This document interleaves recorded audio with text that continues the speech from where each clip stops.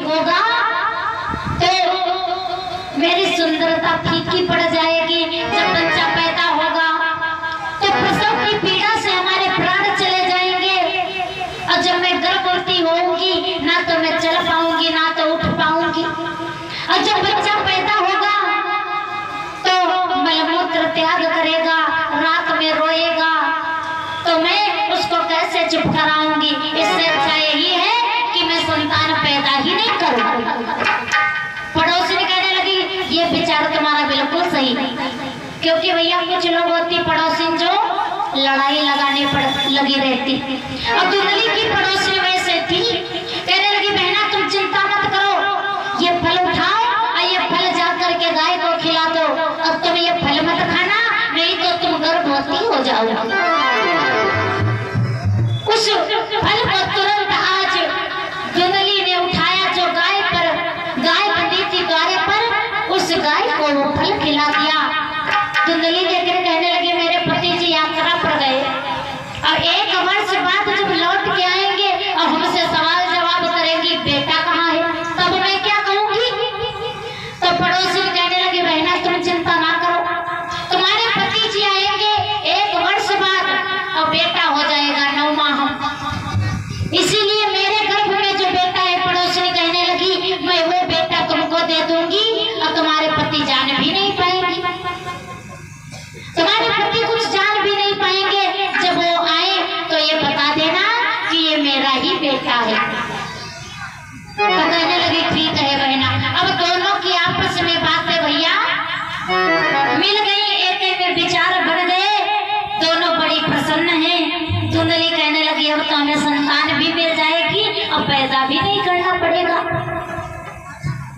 अब ठहर गई इस भांति से अब उन दोनों की राय, उनका छिपा कर गाय को अब वो फल दिया खिलाए। जब आज उस गाय ने वो फल खा लिया तो भैया संत का दिया हुआ फल था, और संत की दी हुई बात या फल कोई झूठ नहीं हो सकता। संत ने आज जो फल दिया था गाय ने खाया, गाय भी गर्भावस्था में हो गई। इधर पड़ोसिन का गर्भ बढ़ रहा है और दुल्हनी बढ़िया मौज कर रही महलों में। समय व्यतीत होता गया, धीरे धीरे 9 मास व्यतीत हुए, और जो 9 मास व्यतीत हुए तो गाय के द्वारा चाचा वैसे तो बचिया बची और बछड़ा पैदा होते, लेकिन आज गाय के द्वारा एक पुत्र का जन्म हुआ, क्योंकि संत ने फल दिया था कि ये फल जो भी खाएगा उसके गर्भ से बेटे का जन्म होगा। गाय ने वो फल खाया, गाय के गर्भ से आज बेटे का जन्म हुआ। और उधर पड़ोसन के द्वारा एक बेटे का जन्म हुआ। पड़ोसन के द्वारा जैसे पुत्र का जन्म हुआ, पड़ोसी ने अपना बेटा धुंधली को दे गई। अब तो धुंधली के घर में 2-2 बच्चे हो गए। जहाँ पर एक संतान नहीं थी वहाँ पर 2-2 संतानें हो गई। धुंधली की खुशी का ठिकाना नहीं रहा। धुंधली कहने लगी अब हमारे पति जी, उनसे मैं झूठ बोल दूंगी, और जब पूछेंगे ये 2 बेटे कैसे आए तो बता दूंगी कि ये एक बेटा गाय के द्वारा मिला और दूसरा बेटा हमारा है। मैं ये नहीं बताऊंगी कि ये बेटा एक पड़ोसी दे गई थी, मैं उसका नाम ही नहीं लूंगी, अपने पति से झूठ बोल दूंगी। जबकि पति परमेश्वर होता है, पति से माताओं बहनों झूठ नहीं बोलना चाहिए, लेकिन धुंधली ने कहा मेरे पति आएंगे मैं उनसे झूठ बोलूंगी। आज जब 2 पुत्र आंगन में पैदा हो गए तो धुंधली क्या बोली है कि सुघर बनौ ललना खेलो मोरे अंगना, सुघरा बनौ ललना खेलो मोरे अंगना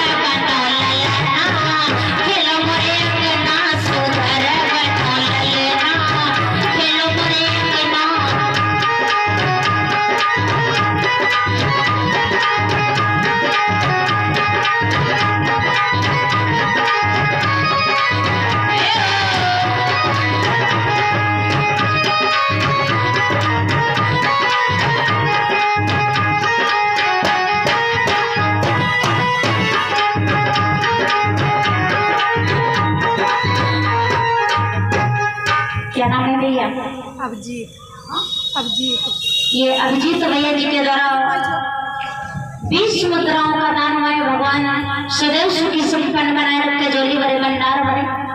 अब कुंडली दोनों बालकों को पालने में डाल करके पालना जुला रही है, बड़ी मगन विचार करने लगी कि मैं दोनों का पालन पोषण करूंगी और जब मेरे पति आएंगे मैं उनसे झूठ बोल दूंगी कि ये बेटा मेरा है।